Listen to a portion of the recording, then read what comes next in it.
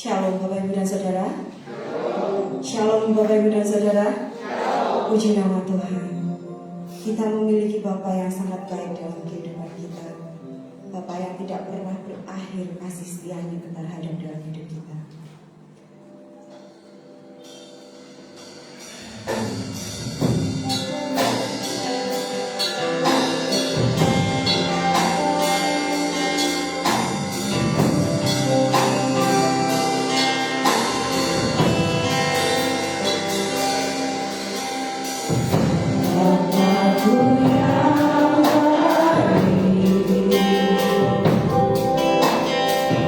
Kau sangat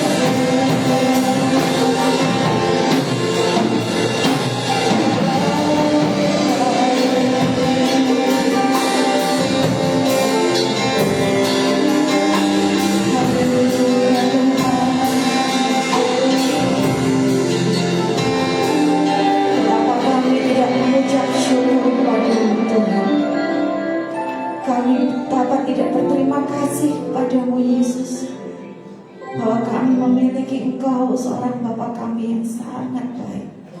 Engkau Bapa yang sangat mencintai kami Tuhan. Pengorbananmu yang sempurna itu Tuhan, Kau telah memulihkan atas setiap dosa-dosa kami. Pada pagi hari ini Tuhan, kami mau merendahkan diri Tuhan. Kami mau datang di altar kudus-Mu ini Tuhan, karena kami mau memuji dan menyenangkan Engkau Tuhan. Kiranya Tuhan menyertai kami, memberkati kami, mengurapi kami Tuhan. Dan kiranya setiap apa yang kami inginkan, setiap apa yang menjadi pergumulan kami, Engkau yang akan menilik setiap hati kami masing-masing. Berkati kami Tuhan pada pagi hari ini. Berkati yang akan membawakan firman-Mu Tuhan. Dan kiranya semua firman Tuhan dapat tinggal melekat dalam hati kami. Bagi yang percaya, mari kita katakan bersama-sama. Amin. Puji nama Tuhan. Kita menerima sukacita yang datangnya dari surga. Amin. Tuhan memberikan sukacita yang luar biasa dalam hidup kita. Bersama Yesus pasti bisa. Terima sukacita.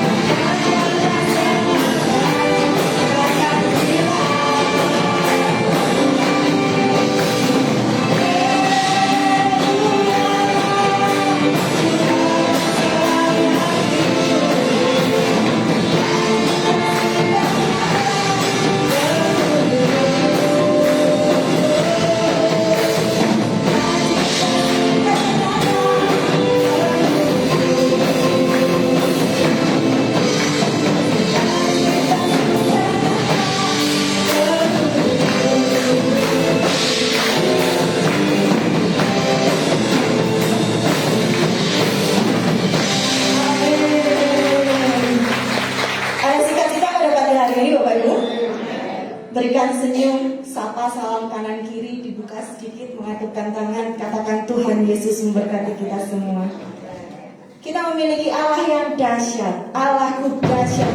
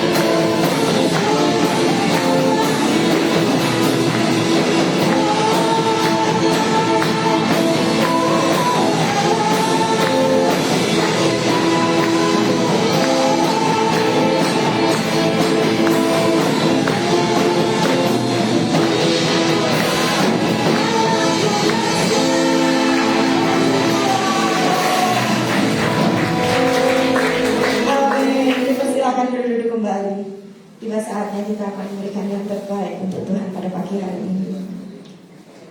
Bagi yang bertugas, saya persilakan.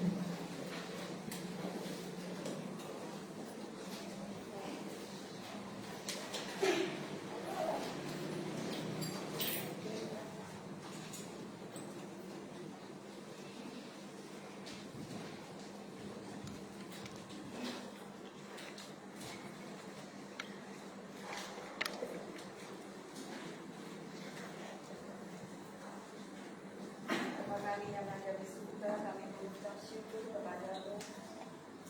Terima kasih Tuhan buat pagi hari yang indah yang Tuhan berikan kepada kami.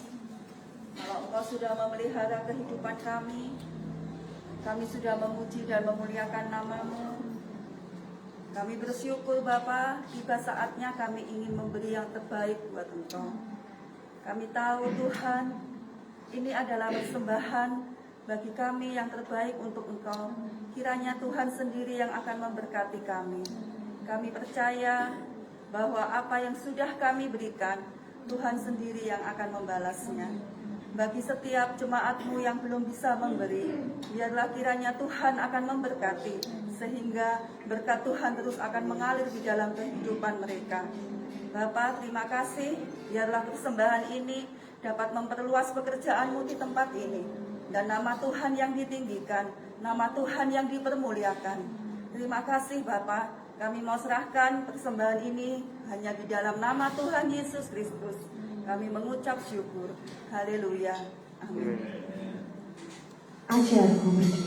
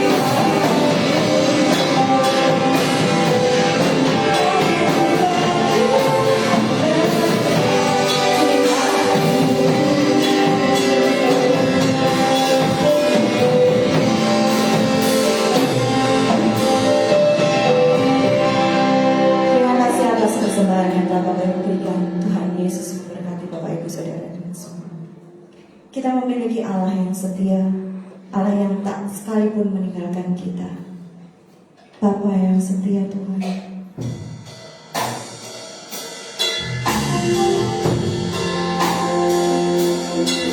Engkau Tuhan yang tak sedikit jauh dari kami.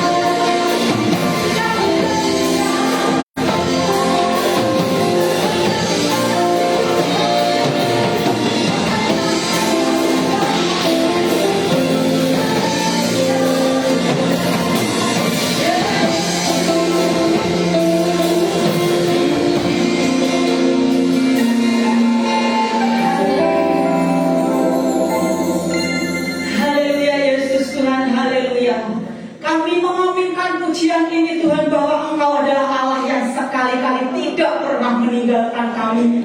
Engkau adalah Allah yang selalu memegang kendali di dalam setiap hidup kami Tuhan. Bahkan kami percaya segala apapun yang terjadi di dalam hidup kami, itu adalah bagian dari cara Tuhan untuk membentuk kami. Bahkan rancangan boleh terjadi dalam kehidupan kami. Pada kesempatan pagi hari ini Tuhan, kami Tuhan berdoa di hadapan-Mu, menyerahkan setiap pembacaan firman Tuhan ini. Biarlah Engkau boleh mengurapi setiap kami yang hadir, terlebih juga hamba-Mu yang akan menyampaikan kebenaran firman Allah ini. Tuhan Yesus, aku ambil alih tempat ini Tuhan. Biarlah segala roh Allah, roh kudus-Mu Tuhan yang boleh berkata-kata atas hidup hamba-Mu Tuhan. Sehingga setiap firman yang disampaikan tidak jatuh sia-sia, tetapi kami boleh dimampukan untuk melakukannya oleh karena roh kudus-Mu yang termaterai dalam hati kami. Terima kasih Tuhan Yesus, mari Engkau boleh berbicara dalam hidup kami, karena kami siap untuk mendengar. Kami mengalaskan doa ini hanya di dalam satu nama Tuhan Yesus Kristus. Haleluya. Amin. Bersama Yesus pasti bisa. Pasti bisa. GSJA, mari berikan kemuliaan buat kita. Kembali, terima kasih. Haleluya. Senang sekali saya boleh berjumpa kembali dengan sidang jemaat di tempat ini. Terlebih saya boleh dipercayakan kembali untuk boleh membawakan kebenaran firman Allah. Sidang jemaat yang dikasih di dalam Tuhan Allah Yesus Kristus, saya percaya bahwa 90% di antara Bapak Ibu sidang jemaat yang ada di tempat ini pernah mengalami sesuatu kejadian yang dinamakan kebetulan. Saya sidang jemaat yang ada di tempat ini pasti kurang lebihnya pernah mengalami apa yang namanya kebetulan. Kalau kita belajar di dalam bahasa Inggris, kata kebetulan itu sebenarnya mengandung ada dua pengertian. Jadi yang pertama itu berbicara tentang serendipity, yaitu sesuatu kebetulan yang tidak diatur, yang tidak dipikirkan, tetapi bisa membawa dampak dan perubahan di dalam hidup saudara dan saya. Tetapi kata kebetulan yang lain yang di dalam bahasa Inggris by chance atau by coincidence, itu adalah sebuah kebetulan di mana kebetulan itu tidak ada kelanjutannya, jadi hanya stagnan, mandek di situ. Nah, contohnya suatu ketika saya ketemu Bang Budi gitu ya di McDonald, lalu saya ketemu, halo Bang Budi, lalu Bang Budi mau kemana? Saya lagi antri McD Mbak Sari. Nah Mbak Sari, saya mau pergi ke supermarket. Jadi hanya stagnan di situ, tidak ada kelanjutannya. Itu yang dimaksud dengan by coincidence. Nah, yang menjadi pertanyaannya adalah bahwa di dalam kehidupan setiap orang yang percaya itu tidak ada yang namanya kebetulan. Amin. Tidak ada yang namanya kebetulan. Kalau ada kebetulan-kebetulan di dalamnya, maka kebetulan-kebetulan itu pasti ada yang namanya campur tangan Allah atau intervensi daripada kerajaan surga, yaitu Allah sendiri yang merancangkan segala sesuatu terjadi dalam kehidupan Bapak Ibu dan saya. Nah, pada pagi hari ini saya akan berbicara tentang kebetulan yang membawa keuntungan. Kebetulan yang membawa keuntungan. Loh, mana Mbak Sari? Oh ada. Kita akan membaca di dalam kisahnya Rut pasal 2 ayatnya yang ketiga.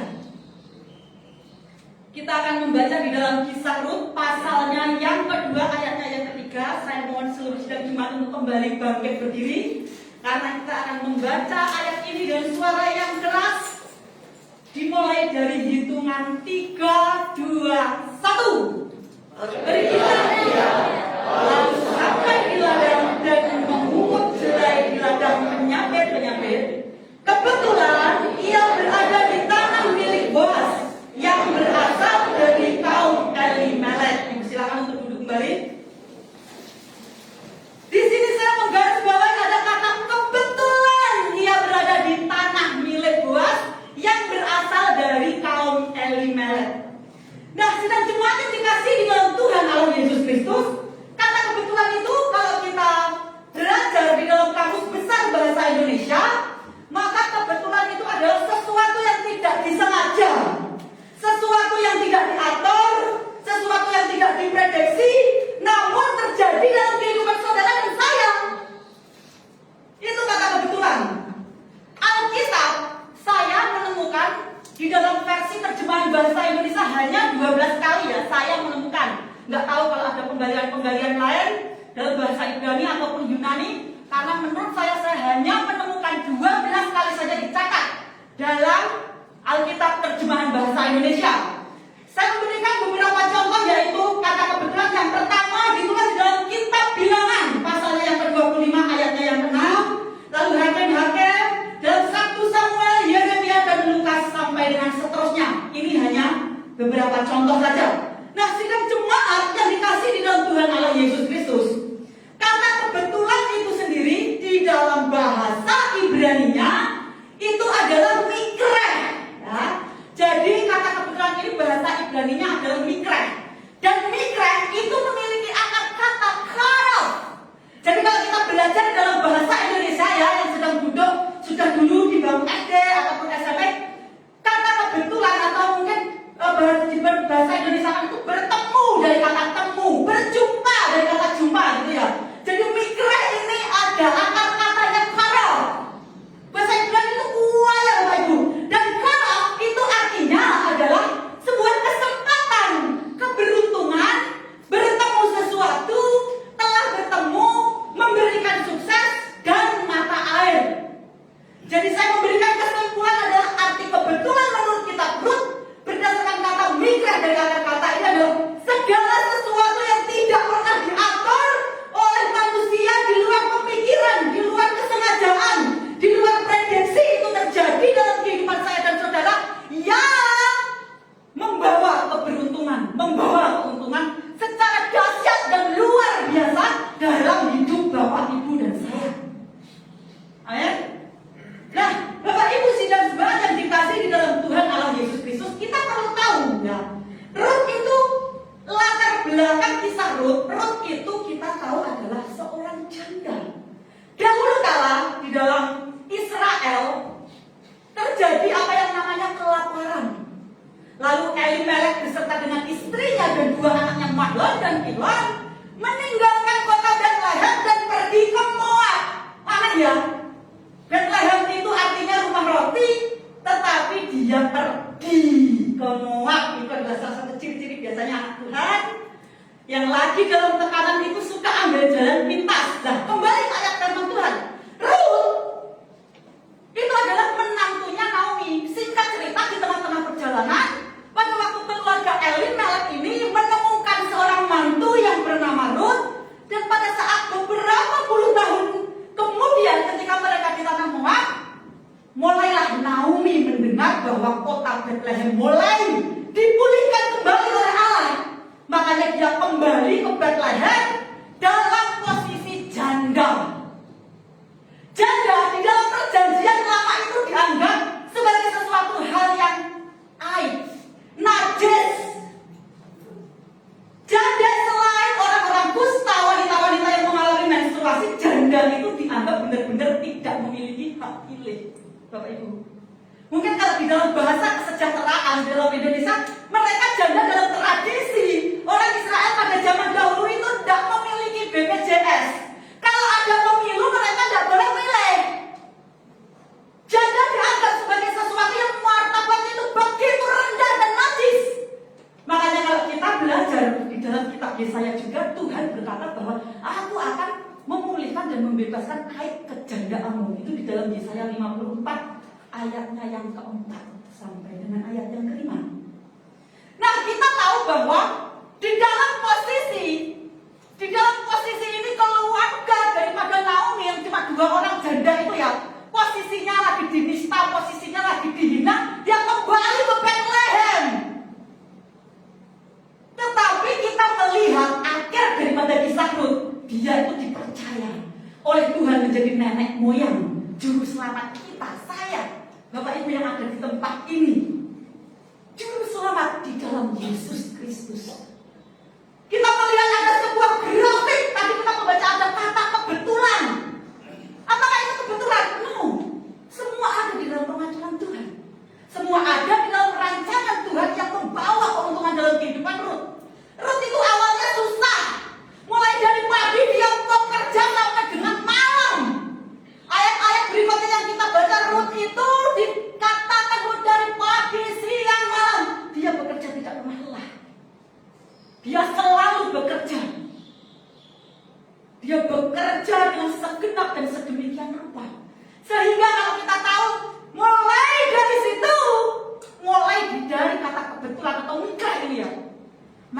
sedikit demi sedikit grafik Rut itu naik. Dia sudah mulai ditraktir oleh Boaz. Karena pada zaman dulu, kalau kita dikasih makanan jelai, sebenarnya jelai itu diperuntukkan untuk binatang-binatang. Tetapi gandum itu kualitasnya lebih baik. Rut mulai ditraktir oleh Boaz.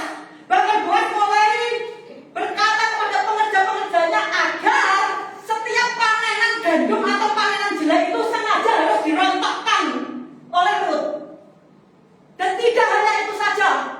Lalu kita melihat bahwa tidak hanya ditraktir, tidak hanya ditinggalkan dari rontokan-rontokan itu, tetapi kita tahu bahwa Rut di kemudian menjadi seorang istri Boaz. Boaz itu siapa? Tidak hanya dia memiliki karakter yang baik, tetapi dia juga adalah pemilik tuan tanah. Kalau Bapak Ibu pada waktu itu pergi ya ke Bethlehem, dulunya 70% tanah itu adalah tanah-tanah milik Boaz. Rut tidak hanya menjadi seorang istri, tetapi Rut di sini kemudian dari seorang yang dianggap baik, seorang yang dianggap nista, derajatnya langsung naik. Pertanyaannya pada pagi hari ini, bagaimana kita bisa mengalami kebetulan-kebetulan seperti yang dialami Rut? Satu, yaitu mengerti janji Tuhan.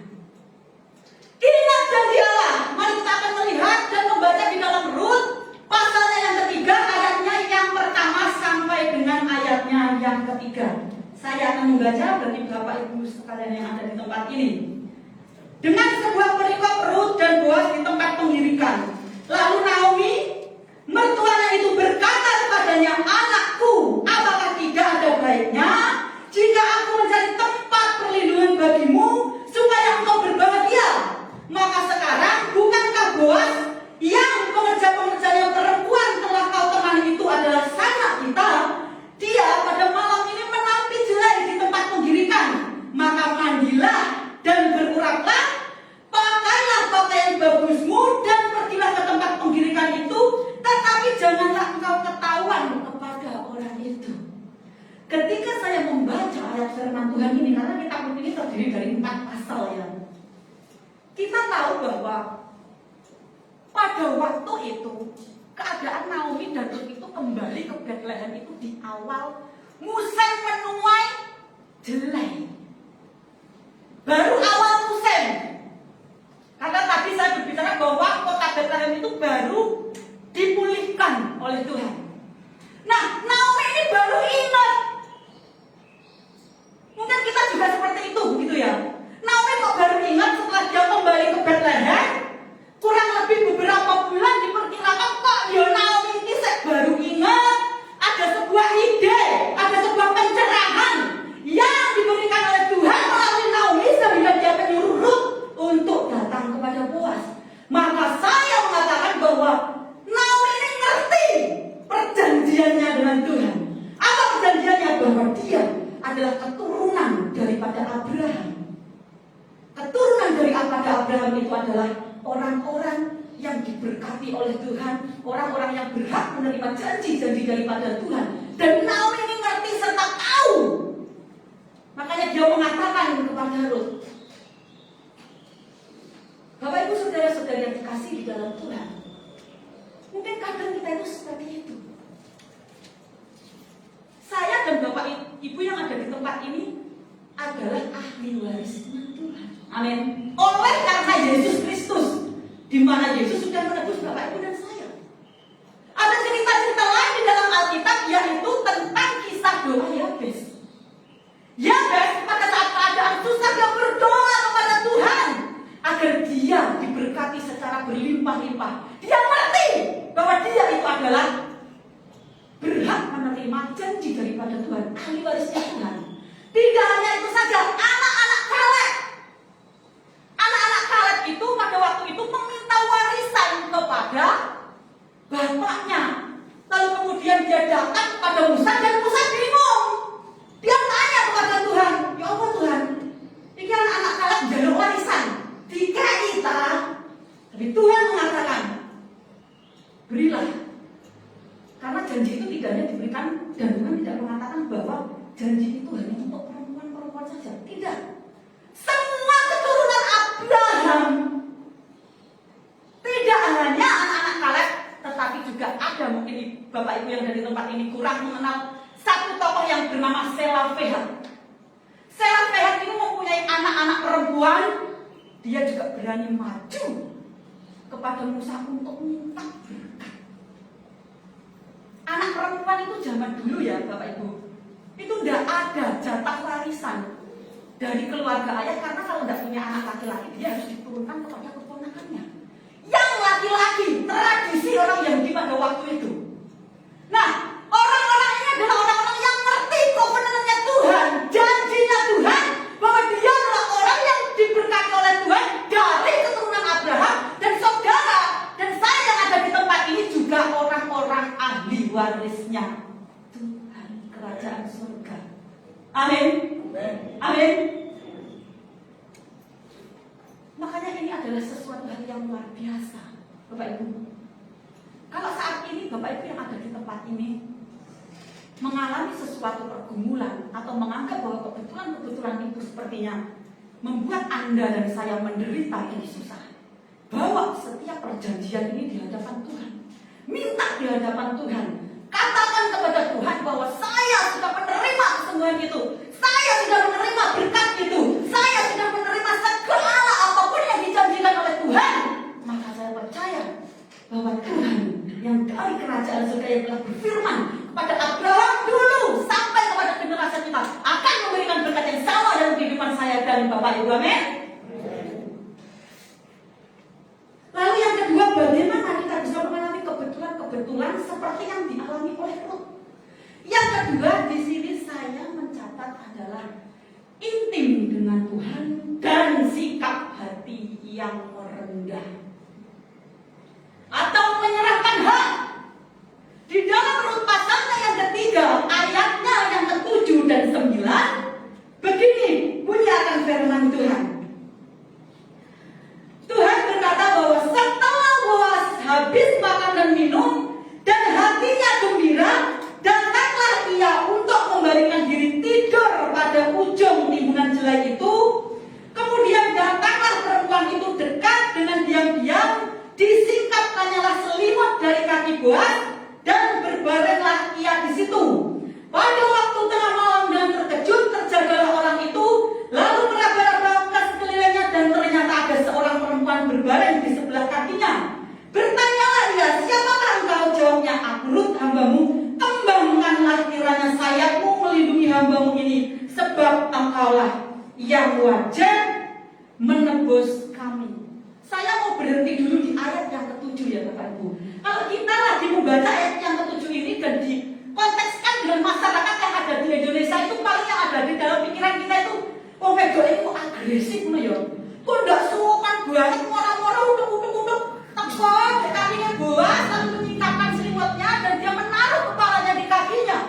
Ini adalah sebuah tanda atau ekspresi bahwa Rut itu memiliki sikap hati yang mau merendah. Ada kata kembangkanlah sayapmu di sini. Kembangkanlah sayapmu. Itu berarti bahwa kita tahu bahwa Rut itu tidak hanya dia itu memiliki hubungan yang intim dengan Tuhan, tetapi dia benar-benar menyerahkan sepenuhnya hanya itu kepada dia. Kembangkanlah sayapmu itu sama persis dengan kata yang digunakan di dalam Mazmur pasalnya yang ke-91 ayat pertama. Demikian bunyi firman Tuhan. Orang yang duduk dalam lindungan yang maha tinggi dan bermalam dalam naungan yang maha kuasa. Ini sama persis dengan keadaan Rut pada waktu itu. Kalau kita nggak ngerti konteksnya, kadang-kadang dulu itu di awal-awal COVID gitu ya, banyak orang-orang itu memakai ayat ini untuk nengkeng apa yang namanya virus corona. Tidak seperti itu, Bapak Ibu. Kembangkanlah sayapmu. Di dalam Mazmur yang ke-91 ini pun dia juga selaras dalam keadaan kondisi Rut pada waktu itu, bahwa dia benar-benar memiliki sikap hati yang mau merendah, intim dengan Tuhan, digambarkan melalui kehidupan Boas. Lalu dia tidak hanya memiliki sikap kata lain kalau saya membahasakan di dalam kehidupan kita sehari-hari itu, menyerahkan hak itu sama dengan yowes, ini aku, apapun keadaanku, mbok kapak-kapakmu aku yo manut. Ini aku, apapun yang terjadi dalam kehidupanku, pokoknya aku yo manut. Melepaskan hak, merelakan hak. Orang yang merelakan hak pasti dia memiliki sikap yang mau merendah. Dan orang yang memiliki sikap yang mau merendah itu pasti, sudah pasti, dia itu adalah orang-orang yang terkategori mereka melepaskan hak. Dan orang yang rela melepaskan hak, biasanya orang tersebut itu tidak cepat tersinggung. Loh, apa hubungannya Mbak Sari? Jelas. Pada saat Anda dan saya yang ada di tempat ini ada seseorang yang mengatakan, alah, wong kok ndak nyopo aku, kurang ajar. Artinya apa? Anda dan saya ini dihormati, belum memiliki sikap hati yang mau merendah. Mengapa kok kita bisa batin, alah, aku ngaku dari sopo kok gereja ini mau kurang ajar? Enggak tahu sopo aku. Aku gini loh, kepala manajer yang ada di perusahaan itu kok aku gak ditekoni. Dan itu namanya saudara dan saya itu pengen dihormati. Orang yang merelakan hak untuk melepaskan haknya, sikap hati yang merendah biasanya juga tidak pernah sombong. Sombong itu dosa. Karena apa? Pada saat kita ingin diakui, ingin dihormati dan ingin dihargai, maka Anda dan saya di situ sudah memiliki keegoisan hati, di mana kita belum bisa melepaskan hak kita. Nah, Bapak Ibu saudara dikasih di dalam Tuhan Allah Yesus Kristus, saya suka sekali memakai bahasa Ibrani, yaitu dengan kata hineni. Hineni itu artinya ini aku. Tuhan, ini aku. Apapun yang terjadi dalam kehidupanku, aku tetap percaya kepadamu. Kalau aku difitnah orang, ya wis ben. Kalau aku digoblok-goblok orang, ya kata ndak apa-apa. Seperti perempuan Serofenisia. Pada saat Tuhan Yesus mengatakan dia anjing, dia berkata bahwa, ya Tuhan, aku ini memang anjing. Pada saat kita berada di dalam hidup atau tekanan-tekanan yang kita sepertinya tidak mengerti, miliki tetap sebuah hubungan yang intim dengan Tuhan. Karena ketika kita memiliki hubungan yang intim dengan Tuhan, secara otomatis sikap yang mau merendah itu pasti ada. Nah, saya percaya bahwa di dalam keadaan yang terjadi dalam hidup saudara dan saya, itu adalah bagian dari rancangan Tuhan. Amin. Amin. Kesimpulannya adalah, Bapak Ibu saudara dikasih di dalam Tuhan, dalam hidup ini saya mengatakan bahwa tidak ada yang kebetulan. Yang ada adalah kebetulan-kebetulan itu merupakan bagian dan rancangan dan bukti pemeliharaan Allah dalam hidup saya dan Bapak Ibu yang ada di tempat ini. Saya akan menutupnya dengan satu ayat yang terdapat dalam kitab Mazmur pasal yang ke-33.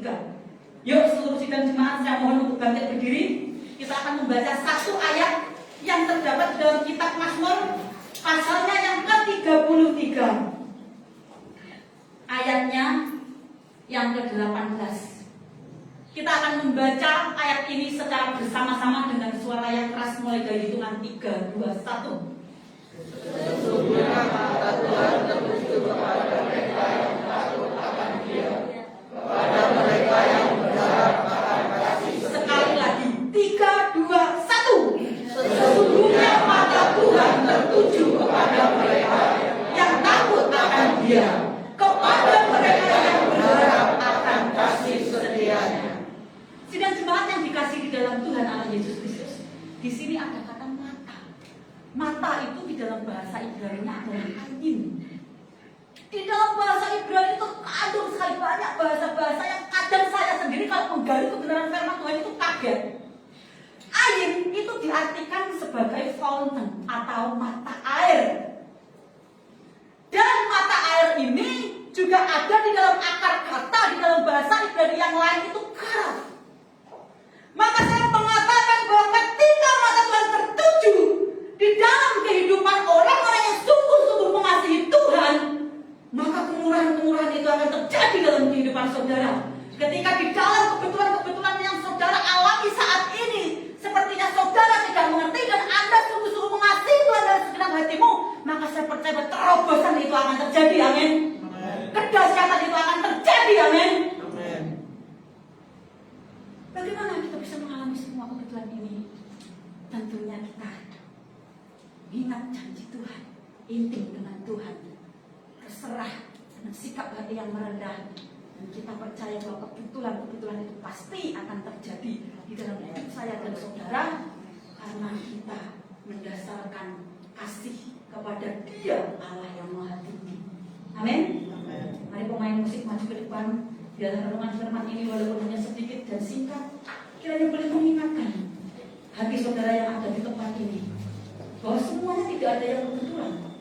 Kalau engkau saat ini ditindas oleh siapapun, tidak ada yang kebetulan.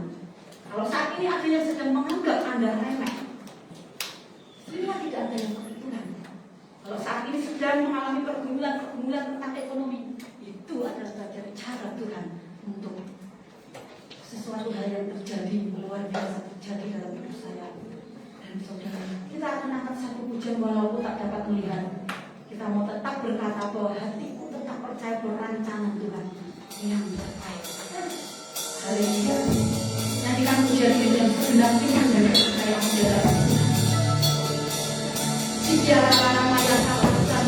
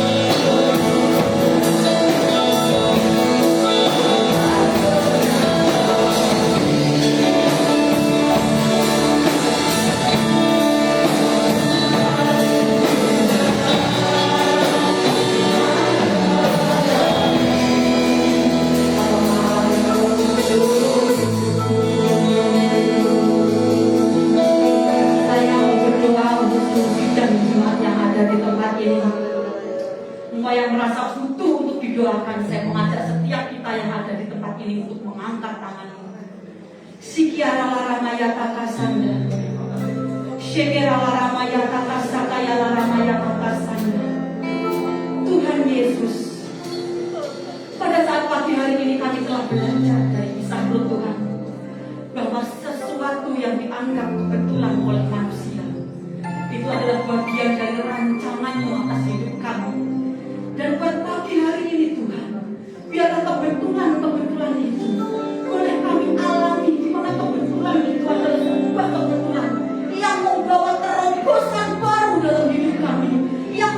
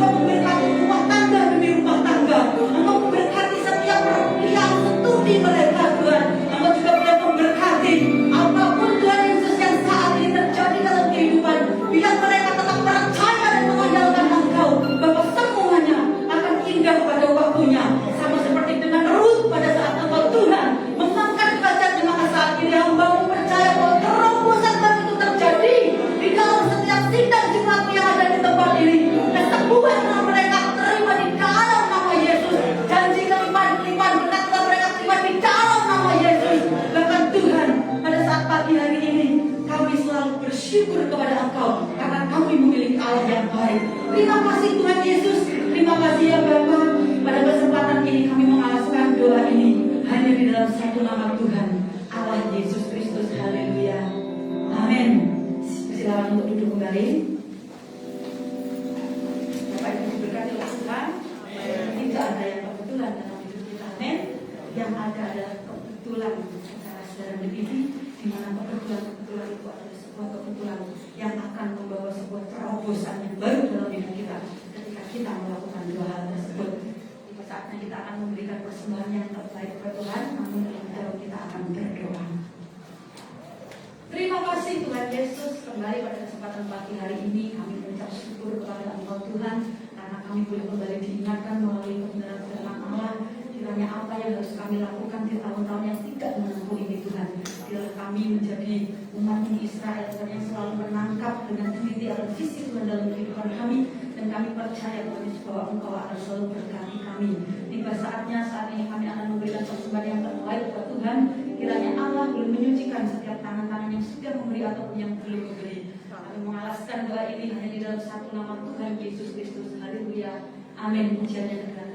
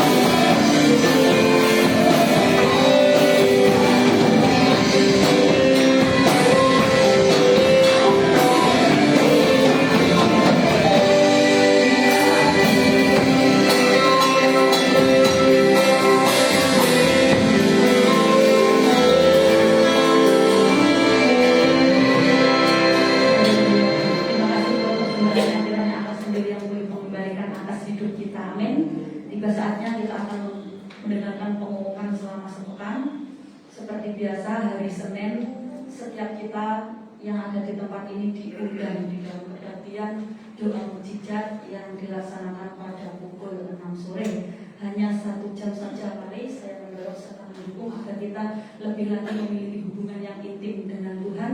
Ini salah satu cara kita datang di dalam doa mujizat. Lalu yang kedua, hari Kamis kita akan ada kebaktian kaum wanita yang akan dilaksanakan pada pukul 6 sore. Nah, kebaktian kaum wanita ini akan ada Paskah ya Bu Ani?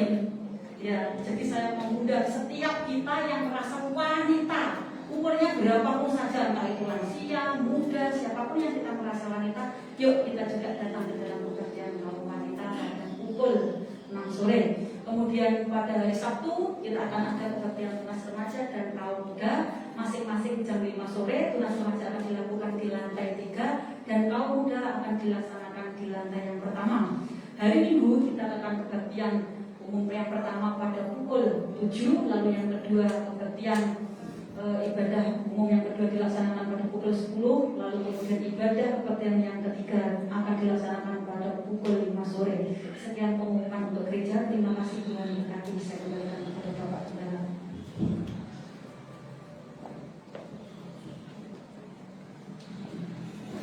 Puji Tuhan, terima kasih untuk mereka muda Sari buat pelayanannya pada pagi hari ini. Bapak Ibu Saudara, saya, Bu Ani dan Joshua bisa lebih sehat hari ini karena 2 hari kami sakit panas, sakit kepala dari akibat divaksin. Di hari Jumat kemarin saya, Bu Ani dan Joshua divaksin di rumah sakit Baptis Kediri. Puji Tuhan bisa sehat kembali, bisa kembali dan bisa melayani Bapak Ibu Saudara semua. Puji Tuhan, baik kita akan tutup ibadah kita dengan doa berkat. Kita akan bangkit beri bersama-sama.